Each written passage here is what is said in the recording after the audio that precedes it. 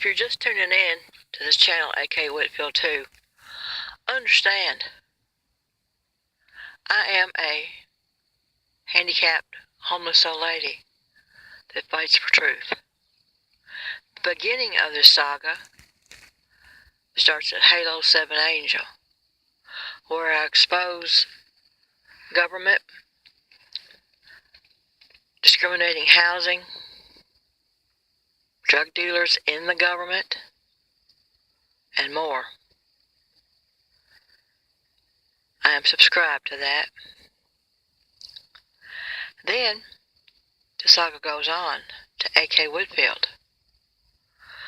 There, I expose doctors, government, and I show you real demons or devils or aliens or whatever you prefer to call them.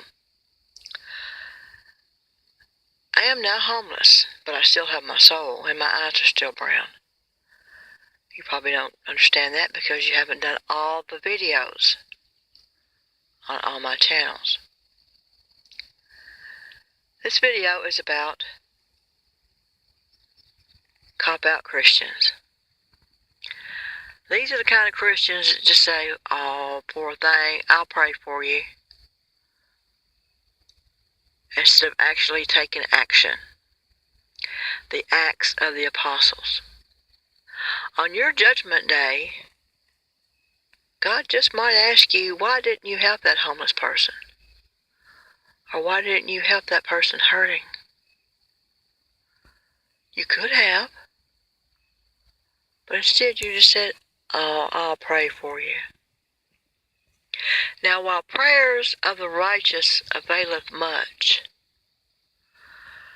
I don't believe prayers of couch Christians and hypocrites and people under the influence, I don't believe they do anything.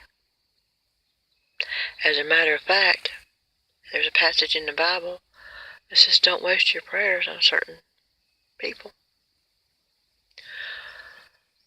Period. Don't waste your prayers on devil worshippers because they're gone. That kind of people. There is a point of no return. So if you see me, I'm talking about me personally, and you want to come up and give me a kind smile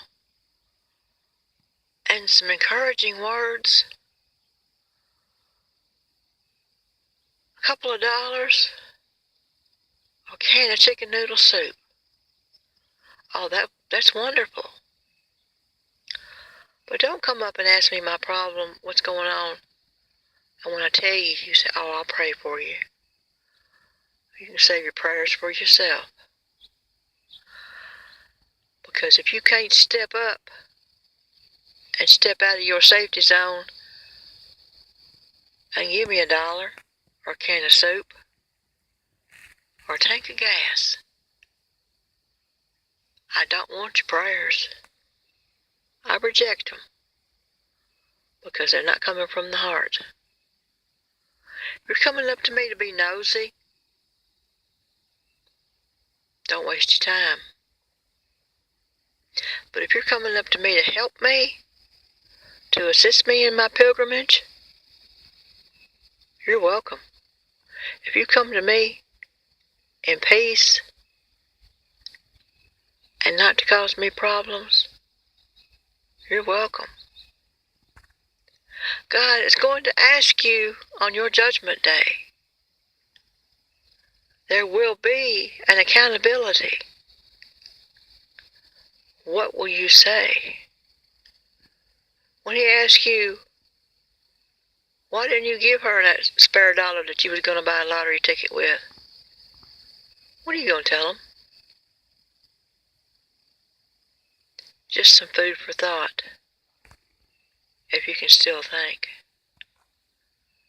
I met a lady that told me that she saw a man on the side of the road with a help sign, but he had a cigarette in his mouth.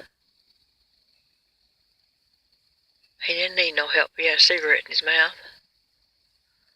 And I looked at her as she stood there by her child, and I said, he's got to eat too.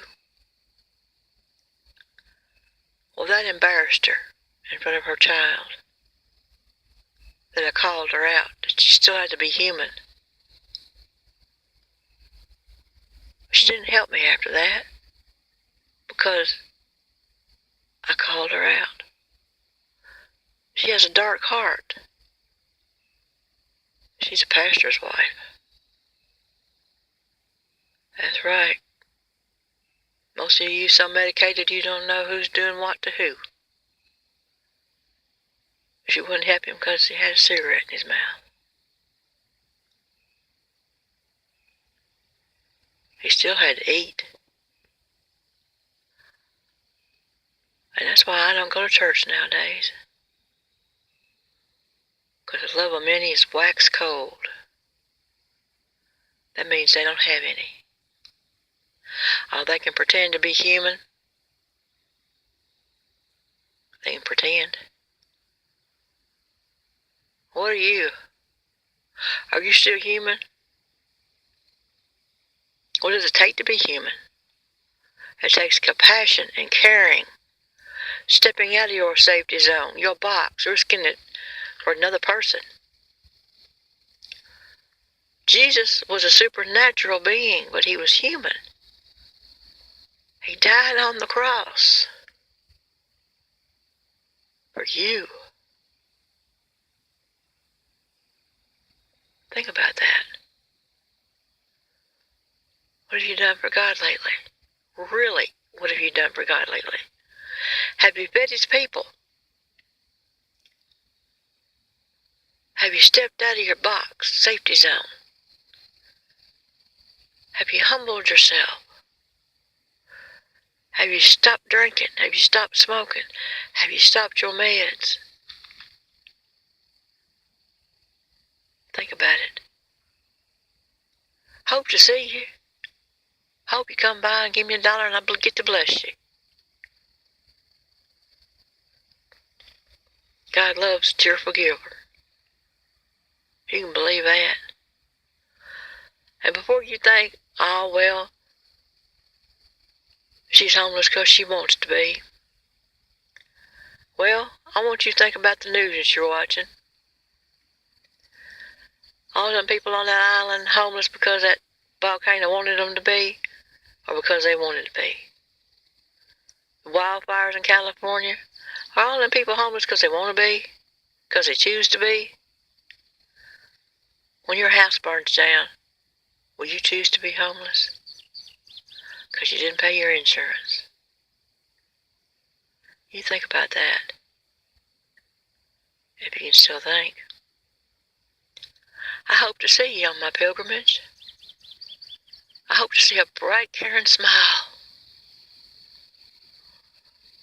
And I hope to see $1 come out of your pocket. God bless you, if he wants to.